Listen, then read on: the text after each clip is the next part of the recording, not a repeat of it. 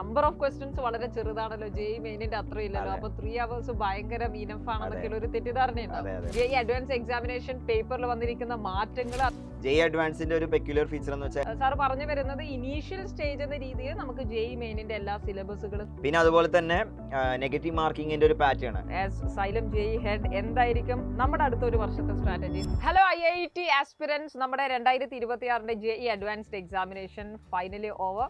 നിങ്ങളുടെ എല്ലാവരുടെയും റെസ്പോൺസ് നമുക്ക് കിട്ടുന്നുണ്ട്. We are also collecting other feedbacks as well. So എങ്ങനെയായിരുന്നു ഈ കഴിഞ്ഞിരിക്കുന്ന അഡ്വാൻസ് എക്സാമിനേഷൻ, അതിന്റെ ഡീറ്റെയിൽസ് അനാലിസിസ് ഒക്കെ നമുക്ക് സൈലത്തിന്റെ ജെഇ ഹെഡ് ആയിരിക്കുന്ന ഇക്ബാൽ സാറിൽ നിന്നും അറിയാം. സോ സാർ, എൻ്റെ ആദ്യം എനിക്കറിയാനുള്ളത് 2025 നിന്ന് 26 വരുമ്പോഴുള്ള ഒരു ജേണി, ജെഇ അഡ്വാൻസ് എക്സാമിനേഷൻ പേപ്പറിൽ വന്നിരിക്കുന്ന മാറ്റങ്ങൾ, അത് കുട്ടികൾ എങ്ങനെ റിസീവ് ചെയ്തു എന്നുള്ള കാര്യമൊക്കെയാണ്. ജെഇ അഡ്വാൻസിന്റെ ഒരു പെക്യുലർ ഫീച്ചർ എന്ന് വെച്ചാൽ എല്ലാ വർഷവും എന്തെങ്കിലും ഒരു സർപ്രൈസ് എലമെന്റ് അവർ കൊണ്ടുവരാൻ ശ്രമിക്കും. പാറ്റേൺസ് ചേഞ്ച് ചെയ്യാനോ ഒക്കെ അവർ ശ്രമിക്കാറുണ്ട്. കഴിഞ്ഞ കൊല്ലം എന്താ ഉണ്ടായെന്ന് വെച്ചാൽ 2025 വന്നപ്പോൾ എന്താ വെച്ചാൽ ക്വസ്റ്റ്യൻ എണ്ണം അവർ കുറച്ചിട്ടുണ്ടായിരുന്നു. ഈ വർഷത്തേക്ക് വന്നപ്പോൾ എന്താ വെച്ചാൽ ഒരു പേപ്പറിൽ ക്വസ്റ്റ്യൻ എണ്ണം സെയിം ആയി നിർത്തിയിട്ടുണ്ട്, രണ്ടാമത്തെ പേപ്പറിൽ ക്വസ്റ്റ്യൻ എണ്ണം കൂടിയിട്ടുണ്ട്. അതാണ് വന്നൊരു ചേഞ്ച്, പാറ്റേണിലൊരു ചേഞ്ച്. പിന്നെ അതുപോലെ തന്നെ നെഗറ്റീവ് മാർക്കിങ്ങിൻ്റെ ഒരു പാറ്റേൺ, അത് പെനാൽറ്റി അവരെന്ത് ചെയ്യും, മുൻ വർഷങ്ങളൊക്കെ ഇടയ്ക്കിടയ്ക്ക് മാറ്റി കളിക്കാറുണ്ടായിരുന്നു. പിന്നെ കുറേ കാലം അതൊരു സ്റ്റേബിൾ ആയിരുന്നു. ഇപ്രാവശ്യം പെനാൽറ്റിയിൽ ചെറിയൊരു വ്യത്യാസം വന്നിട്ടുണ്ടായിരുന്നു. 1 or more than -2 പകരം -1 ആക്കി കൊണ്ടുവന്നിട്ടുണ്ട്. പിന്നെ സബ്ജക്റ്റ് വൈസ് ഡിഫിക്കൽട്ടികൾ പറയുകയാണെങ്കിൽ കഴിഞ്ഞ കൊല്ലം സർപ്രൈസിംഗ്ലി കുറച്ച് ഫിസിക്സ് ടഫായിരുന്നു പല ആളുകളും പറഞ്ഞിട്ടുണ്ടായിരുന്നു. ഇപ്രാവശ്യം ഫിസിക്സ് അതേ ഒരു ഫീഡ്ബാക്ക് തന്നെയാണ് പറയുന്നത്. ഫിസിക്സ് കുറച്ച് ടഫ് പേപ്പർ തന്നെയാണെന്നാണ് കുട്ടികൾ, അതേ നിലവാരമുള്ള ഡിഫിക്കൽട്ടി ഉള്ള പേപ്പറാണെന്നാണ് പറയുന്നത്. പിന്നെ മാത്സിലേക്ക് വരുമ്പോൾ കഴിഞ്ഞ കൊല്ലം മാത്തമാറ്റിക്സ് ഈസി ബട്ട് ലെങ്തി ആയിട്ടുള്ള പേപ്പറായിരുന്നു. മാത്സ് എപ്പോഴും ഭയങ്കരമായിട്ടുള്ള എന്താ പറയുക, ക്രിയേറ്റീവ് ആയിട്ടുള്ള ക്വസ്റ്റ്യൻസ്, ഇന്നോവേറ്റീവ് ആയിട്ടുള്ള സാധനങ്ങളൊക്കെ വരുന്ന ഒരു പേപ്പറായിരുന്നു. പക്ഷേ കഴിഞ്ഞ കൊല്ലം അങ്ങനത്തെ വളരെ കുറച്ചുണ്ടായിരുന്നുള്ളൂ. ഇപ്രാവശ്യം അതുപോലെ തന്നെയാണ്, പക്ഷേ അത് ലെങ്തിയാണ്, സമയമെടുത്ത് ചെയ്യുന്നുള്ളതാണ്. ആൻഡ് കെമിസ്ട്രിയാണ് എല്ലാവരും ഫേവറേറ്റ്, കാരണം കെമിസ്ട്രിയാണ് ഏറ്റവും എളുപ്പത്തിൽ സ്കോർ ചെയ്യാൻ പറ്റുന്നത്. കഴിഞ്ഞ കൊല്ലം ഏറ്റവും നല്ല സബ്ജക്റ്റ് കെമിസ്ട്രി ആയിരുന്നു, ഇപ്രാവശ്യം നല്ല സബ്ജക്റ്റ് കെമിസ്ട്രിയാണ്. കാലാകാലങ്ങളും കെമിസ്ട്രി തന്നെയായിരിക്കും ഏറ്റവും നല്ല സബ്ജക്റ്റ്. പക്ഷേ ഇപ്രാവശ്യം ഓർഗാനിക് കെമിസ്ട്രി കുട്ടികളെ ചെറുതായിട്ട് വിഷമിപ്പിച്ചു എന്ന് പറയുന്നുണ്ട്. അപ്പോൾ ഇതാണ് ഇപ്രാവശ്യത്തെ ഒരു 2027 വരുന്ന ഒരു ആസ്പിരൻസ് ആയിരിക്കും സ്വാഭാവികമായിട്ട് ഇതിന്റെ ഒരു അനാലിസിസ് എടുക്കുന്നത്. അപ്പൊ അവരുടെ നമ്മൾ എന്താ പറയാ, ലൈക്ക് സെയിം ഡിഫിക്കൽട്ടി ആയിരിക്കും. ഇതിലിപ്പോ മാത്സിന്റെ കേസ് എടുക്കുകയാണെങ്കിൽ ഞാൻ എൻ്റെ ഒരു ഒബ്സർവേഷൻ എന്ന് പറഞ്ഞാൽ മാത്സ് ഓരോ വർഷം ഡിഫിക്കൽട്ടി ഇങ്ങനെ കൂടി വരുന്നതാണ്. പക്ഷേ ഇപ്പോൾ ഒരു മാത്സിനൊക്കെ ഒരു ഡിഫിക്കൽട്ടി ഒരു പീക്കിലേക്കൊക്കെ എത്തിക്കഴിഞ്ഞു. ഇപ്പോൾ ജെഇ മെയിനും ഇതേപോലെ തന്നെ ഒരു ഡിഫിക്കൽട്ടി ഒരു പീക്കിലേക്ക് എത്തിക്കഴിഞ്ഞു. ഇനിയിപ്പോൾ അവർ ലെങ്തി ആക്കുക, ഭയങ്കര സ്പീഡിൽ ചെയ്യുക എന്നുള്ള കാര്യങ്ങളിലേക്കൊക്കെയാണ് വേണ്ടി വരാം. മേ ബി എനിക്ക് തോന്നുന്നു ഫിസിക്സിലേക്കൊക്കെ ഇനിയും അവർക്ക് ഇനിയും ഡിഫിക്കൽട്ടി കൂട്ടാനുള്ള സ്കോപ്പും കാര്യങ്ങളുണ്ട്. മേ ബി ഇവൻ കെമിസ്ട്രിയിലായാലും ഇനിയും കൂട്ടാനുള്ള സ്കോപ്പ് ഉണ്ട്. പക്ഷേ മാത്സ് ഒക്കെ ഓൾറെഡി എന്താണെന്ന് വെച്ചാൽ അത്യാവശ്യം നല്ല ലെങ്തി ആയിട്ടാണ് സാധനം ചോദിക്കുന്നത്. അപ്പോൾ അടുത്ത വർഷം പ്രിപ്പയർ ചെയ്യുന്ന ആളുകൾ ശ്രദ്ധിക്കേണ്ട ഒരു കാര്യം വെച്ചാൽ ടൈം മാനേജ്മെന്റ് ഭയങ്കര ഇമ്പോർട്ടൻസ് സാധനമാണ്.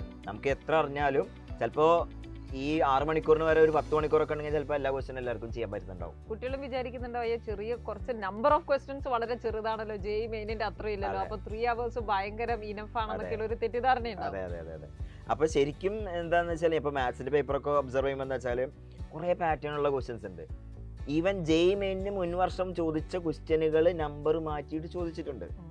ഒരുപാട് ക്വസ്റ്റ്യനുകൾ സത്യം പറഞ്ഞാൽ ജെഇ മെയിൻ്റെ സ്റ്റൈലിലുള്ള ക്വസ്റ്റ്യനുകളാണ് വന്നിരിക്കുന്നത്. അപ്പോൾ മുൻ വർഷത്തെ ജെഇ മെയിനും അഡ്വാൻസിൻ്റെയും ക്വസ്റ്റ്യനുകൾ മൾട്ടിപ്പിൾ ടൈംസ് റിപ്പീറ്റഡ് ആയി ചെയ്യുക, അതിലെ പാറ്റേൺസ് റെക്കഗ്നൈസ് ചെയ്യുക, അതുപോലെ പ്രോബ്ലംസിൽ ചിലപ്പോൾ ഷോർട്ട് കട്ട്സുകളും കാര്യങ്ങളൊക്കെ ഉണ്ടാവും, അതൊക്കെ പഠിക്കുക എന്നുള്ള ഒരു സ്റ്റൈലിൽ പഠിച്ച് കഴിഞ്ഞ് സ്പീഡ് മാനേജ് ചെയ്ത് മോക്ക് എക്സാംസ് എഴുതി കഴിയാണ്. ആ ഒരു പ്രാക്ടീസാണ് 2027 ആസ്പിരൻസ് ചെയ്യേണ്ടത്. ഇപ്പോൾ ഇതിൽ 2026 നമ്മുടെ +2 ഓൺഗോയിങ് സ്റ്റുഡൻസ് ഒക്കെ എക്സാമിനേഷനൊക്കെ എഴുതി ജെഇ മെയിനിൽ കുറെ കൂടി നന്നായി സ്കോർ ചെയ്യാൻ പറ്റും. നേരത്തെ പറഞ്ഞ പോലെ ഫിസിക്സും കെമിസ്ട്രിയും കുറെ കൂടി ഈസിയാണ്, മാത്സ് പറ്റ സിമിലർ ആയിരിക്കുന്ന രീതിയിൽ തന്നെ വരുന്നു. അങ്ങനെ ഒരു 98%, 99% വാങ്ങിയൊരു കുട്ടി ഒരു പക്ഷേ 2026 അഡ്വാൻസ് എക്സാമിനേഷന് അത്രയും നന്നായി പെർഫോം ചെയ്തു എന്ന് വരില്ല. അപ്പൊ അവർക്ക് ഉണ്ടാകുന്ന ഒരു കൺഫ്യൂഷൻ, ഞാൻ ഇനി 2027 ആദ്യം ജെഇ മെയിൻ പഠിച്ച് ജെഇ അഡ്വാൻസ് പിന്നീട് നോക്കണോ, ലൈക്ക് എന്തായിരിക്കണം അവരുടെ ഒരു പോയിന്റ് ഓഫ് വ്യൂവിൽ നമ്മുടെ സ്ട്രാറ്റജി കൊടുക്കുക. ഇതിലൊരു ആദ്യം ഒരു കാര്യം പറയാനുള്ളതെന്ന് വെച്ചാൽ പല ആളുകളും കീമ് വഴി കിട്ടിയ കോളേജുകൾ ഗിവ് അപ്പ് ചെയ്തിട്ട് IITക്ക് ട്രൈ ചെയ്യുന്നുണ്ടാവും. ചില ആളുകൾ ഈവൻ NITs ഗിവ് അപ്പ് ചെയ്ത് IITക്ക് ട്രൈ ചെയ്യുന്നുണ്ടാവും. അതൊക്കെ ടോട്ടലി വെർത്താണ്. കാരണം IITകൾ എന്ന് പറഞ്ഞു കഴിഞ്ഞാൽ ആ ഒരു ലെവലിലുള്ള ഇൻസ്റ്റിറ്റ്യൂട്ട്സ് ആണ്. പിന്നെ 2 ചാൻസ് നമുക്കുള്ളൂ. അപ്പോൾ ആ ചാൻസ് ഉപയോഗിക്കാൻ പറ്റുന്ന ആളുകളുണ്ടെങ്കിൽ അത് ഉപയോഗപ്പെടുത്തണം തന്നെയാണ് ചെയ്യേണ്ടത്. പിന്നെ ഓൾറെഡി ഇപ്പോൾ 2 കാറ്റഗറി ഓഫ് ആളുകളുണ്ടാവും. ഓൾറെഡി ജെഇ മെയിനിൽ അത്യാവശ്യം ഇപ്രാവശ്യം പെർസെൻറ്റേജ് കിട്ടിയ ആളുകളാണെങ്കിൽ അവർ പ്യുവർലി ജെഇ അഡ്വാൻസിലാണ് ഫോക്കസ് ചെയ്യേണ്ടത്. കാരണം ഈ എക്സാമുകൾ തമ്മിൽ സിലബസും ഇപ്പോൾ മാത്സിലെ ഡിഫിക്കൽട്ടി ഒക്കെ സെയിം ആണെങ്കിലും സ്റ്റൈല് ക്വസ്റ്റ്യൻ്റെ സ്റ്റൈല് ഡിഫറെൻ്റ് ആണ്. ഇപ്പോൾ 1 or more than പ്രാക്ടീസ് ചെയ്യേണ്ട രീതിയൊക്കെ വ്യത്യാസമുണ്ട്. അപ്പോൾ അവർ എന്താ വെച്ചാൽ ഡേ 1 ഓൺവേർഡ്സ് JEE അഡ്വാൻസ് സ്റ്റൈലാണ് ചെയ്യേണ്ടത്. പക്ഷേ ഇപ്രാവശ്യം JEE മെയിന് വലിയൊരു റാങ്ക് ഒന്നും കിട്ടിയിട്ടില്ല. പക്ഷേ എന്താണ് കുറച്ച് അടുത്ത കൊല്ലം കോൺഫിഡൻസ് ഉള്ളവർ എന്താ വെച്ചാൽ ആദ്യം JEE മെയിൻ ക്രാക്ക് ചെയ്യാൻ ട്രൈ ചെയ്തിട്ട് ജനുവരിയിലെ എക്സാമിലൊക്കെ JEE മെയിനിലൊരു റാങ്ക് സെക്യൂർ ചെയ്തിട്ട് പിന്നെ അതിന് ശേഷം പ്രിപ്പയർ ചെയ്യുന്നതാണ് റിസ്ക് ഫ്രീ ആയിട്ടുള്ള ഒരു കാര്യം എന്ന് പറയുന്നത്. അപ്പം മാത്രമല്ല അത് ജനുവരി തന്നെ നടക്കുന്നത് കൊണ്ട് നമുക്ക് ആവശ്യത്തിന് സമയം അടുത്തയിലേക്ക് ബിൽഡ് ചെയ്യാനും കിട്ടും. അപ്പൊ JEE അഡ്വാൻസിലേക്ക് വരുമ്പോൾ സാർ പറഞ്ഞു വരുന്നത് ഇനീഷ്യൽ സ്റ്റേജ് എന്ന രീതിയിൽ നമുക്ക് JEE മെയിനിന്റെ എല്ലാ സിലബസുകളും കവർ ചെയ്യാൻ സാധിച്ചിട്ടുണ്ടാവണം. നല്ല ഫണ്ടമെന്റൽ ഐഡിയാസ് ഒക്കെ ഉള്ളവർക്ക് JEE അഡ്വാൻസിന്റെ പ്രിപ്പറേഷൻ ഓൾറെഡി ഇപ്രാവശ്യം ക്രാക്ക് ചെയ്ത് കോൺഫിഡൻസ് ഉള്ളവർ നേരെ ഡേ 1 ഓൺവേർഡ്സ് അഡ്വാൻസ് പ്രിപ്പറേഷൻ തന്നെയാണ് സ്റ്റാർട്ട് ചെയ്യേണ്ട സംശയം. അപ്പൊ അങ്ങനെ വരുന്ന സമയത്ത് നമുക്ക് എന്തൊക്കെ കുട്ടികൾക്ക് ഓഫർ ചെയ്യാൻ വേണ്ടി ഉണ്ടാവും? ആസ് സൈലം JEE ഹെഡ് എന്തായിരിക്കും നമ്മുടെ അടുത്ത ഒരു വർഷത്തെ സ്ട്രാറ്റജി? സൈലം എങ്ങനെയാണ് കുട്ടികളെ JEE മെയിനിൽ ഓൾറെഡി സ്കോർ ചെയ്ത് ഇനി അഡ്വാൻസ് ഡേ 1 പ്രിപ്പയർ ചെയ്യുന്നവരെ നമ്മൾ എങ്ങനെയായിരിക്കും കാണാൻ പോകുന്നത്? അപ്പോൾ അവർക്ക് നമ്മൾ എന്താ വെച്ചാൽ ഒരു ഫാസ്റ്റ് ബാച്ച് അല്ലെങ്കിൽ fast revision batch, fast batch നമ്മൾ വിളിക്കുന്ന ഒരു ബാച്ച് നമ്മൾ സ്റ്റാർട്ട് ചെയ്യുന്നുണ്ട്. 2027 അഡ്വാൻസ് ഫോക്കസ് ചെയ്യുന്ന ആളുകൾക്കാണ് നമ്മൾ ആ ബാച്ച് തുടങ്ങുന്നത്.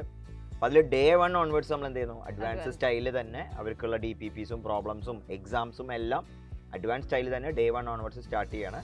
എന്നിട്ട് നമ്മളൊരു 3-4 months കൊണ്ട് നമ്മൾ ഫുൾ സിലബസ് എല്ലാം കംപ്ലീറ്റ് ചെയ്ത് പിന്നെ മോക്ക് എക്സാംസ് ഒക്കെ എഴുതി വഴിയിൽ ഓൺ ദ വേ അവരെന്ത് ചെയ്യും, JEE മെയിൻ എക്സാമും എൻകൗണ്ടർ ചെയ്യും. കാരണം അടുത്ത പ്രാവശ്യം JEE മെയിൻ ക്രാക്ക് ചെയ്താലും അടുത്ത പ്രാവശ്യം അഡ്വാൻസ് എഴുതണമെങ്കിൽ JEE മെയിനിൽ പിന്നെ ഇതുപോലെ ക്ലിയർ ചെയ്യേണ്ടതുണ്ട്. അപ്പോൾ അതെല്ലാം ചെയ്ത് ആ ഒരു രീതിയിലുള്ള ഒരു പ്രിപ്പറേഷൻ നമ്മൾ ചെയ്യുന്നുണ്ടാവും. അപ്പോൾ ഇതിൽ ഇപ്പോൾ ചില ആൾക്കാർക്ക് അയ്യോ എനിക്ക് ആ ബാച്ചിൽ എനിക്ക് ജോയിൻ ചെയ്യണം, fast batch as A name suggest നല്ല ഫാസ്റ്റ് ആയിട്ട് കാര്യങ്ങൾ ക്വിക്കായിട്ട് റിവൈസ് ചെയ്ത് പെട്ടെന്ന് തന്നെ സിലബസ് കംപ്ലീറ്റ് ചെയ്ത് കൂടുതൽ റിവിഷൻ മോക്ക് എക്സാമുകളിൽ നമ്മൾ ഫോക്കസ് ചെയ്യുന്നു. അതല്ലാത്തൊരു സ്റ്റുഡൻസിന് ലൈക്ക് JEE മെയിനിൽ ഇപ്പം ഞാൻ അത്രയും പെർസെൻറ്റേജ് 2026 വാങ്ങിയില്ല, but I have enough calibre, ഞാൻ റെഡിയാണ്. അങ്ങനെ ഞാൻ നമ്മുടെ JEE മെയിന് വേണ്ടിയൊക്കെ പ്രിപ്പയർ ചെയ്ത് പിന്നീട് അഡ്വാൻസിലേക്കുള്ള ഒരു സ്കോപ്പ് എങ്ങനെയാണ് നമുക്ക്? ആ സ്കോപ്പ് യാതൊരു സംശയമില്ല. കാരണം നമ്മളിപ്പോൾ നടത്തുന്ന 2 ബാച്ച് വീര ബാച്ചും ധീര ബാച്ചുമാണ്. ഇതിൽ നമ്മൾ ഫോക്കസ് ചെയ്യുന്നത് JEE മെയിൻ ജനുവരിയിലാണ് ഫോക്കസ് ചെയ്യുന്നത്. വെൽ ഇൻ അഡ്വാൻസ് നമ്മൾ പോർഷൻ തീർക്കും. പക്ഷേ അതോടൊപ്പം അവർക്ക് കൊടുക്കുന്ന DPPയിൽ ഓൾറെഡി അഡ്വാൻസ് ക്വസ്റ്റ്യൻസ് കൊടുക്കുന്നുണ്ട്. അപ്പോൾ പറ്റുന്ന കുട്ടികൾക്ക് അത് എന്ത് ചെയ്യാം, ചെയ്തു പോകാം. പക്ഷേ നമ്മുടെ ഫോക്കസ് ഫസ്റ്റ് എന്തായിരിക്കും, ജനുവരിയിൽ JEE ആയിരിക്കും. ജനുവരിയിൽ JEE കഴിഞ്ഞിട്ട് നമ്മളുടെ ഈ ഫാസ്റ്റ് ബാച്ചിലേക്ക് എന്ത് ചെയ്യാം, മറ്റു കുട്ടികൾക്കും ഇതേപോലെ തന്നെ ക്രാക്ക് ചെയ്തവർക്ക് ചെയ്യാൻ പറ്റും. അപ്പോൾ എല്ലാ വർഷവും നമ്മളത് തന്നെയാണ് ചെയ്യുന്നത്. പക്ഷേ നമ്മൾ ഓൾറെഡി വീര ബാച്ചും ധീര ബാച്ചിലുള്ള കുട്ടികൾക്ക് നമ്മുടെ ഓൾറെഡി കൊടുക്കുന്ന DPPയിലൊക്കെ എന്താണ് അഡീഷണലി നമ്മൾ അഡ്വാൻസ് ക്വസ്റ്റ്യൻസ് ഉൾപ്പെടുത്തിയിട്ട് തന്നെയാണ് നമ്മുടെ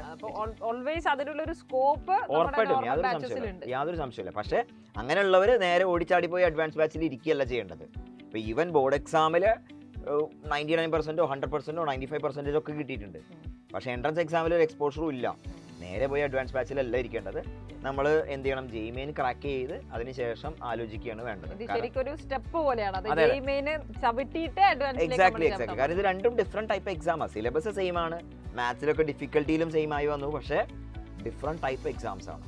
ഡിഫറെന്റ് ടൈപ്പ് എക്സാംസ് നമ്മൾ എന്തൊക്കെ പറഞ്ഞു കഴിഞ്ഞാലും ആ 3 മണിക്കൂറോ അല്ലെങ്കിൽ 6 മണിക്കൂറിലാണ് ഇത് ഡിസൈഡ് ചെയ്യപ്പെടുന്നത്. അപ്പോൾ ആ എക്സാമിന് വേണ്ട സ്ട്രാറ്റജി എന്ന് പറഞ്ഞാൽ ടോട്ടലി ഡിഫറെന്റ് ആണ്. പിന്നെ JEE മെയിന്റെ എക്സാമിനേഷൻ വരുമ്പോൾ അത് 3 hours മാത്രമേ ഉള്ളൂ. പക്ഷെ അഡ്വാൻസ് വരുമ്പോൾ 2 പേപ്പേഴ്സ് 3 ആയിട്ട് 6 hours എഴുതുക എന്നുള്ളത്. അപ്പം നന്നായിട്ട് തന്നെ കുട്ടികൾ ആ ഒരു എക്സാമിനേഷൻ ഹാളിലും ടൈം മാനേജ് ചെയ്യുന്നതിലൊക്കെ ഉയർന്നു വരിക എന്നുള്ളത്. അതെ. കാരണം ഇപ്പൊ JEE അഡ്വാൻസ് എനിക്ക് തോന്നുന്നു ഒരു 6 hours എക്സാം മാത്രമുണ്ട്. അതിന് മുന്നേ റിപ്പോർട്ടിംഗ് ടൈമും ഒക്കെ കൂടി കൂട്ടിയാണെങ്കിൽ മേ ബി 8-10 മണിക്കൂറൊക്കെ അവർ ആ ക്യാമ്പസിൽ തന്നെ ഉണ്ടാവേണ്ടത്. 9 മണിക്ക് എക്സാം സ്റ്റാർട്ട് ചെയ്യുകയാണെങ്കിൽ തന്നെ നമ്മളിപ്പം JEE മെയിൻ ആണെങ്കിലും 7 മണിക്കോ 7:30 ഒക്കെ ആയിട്ട് റിപ്പോർട്ട് ചെയ്യാനാണ് നമ്മളടുത്ത് ആവശ്യപ്പെടുക.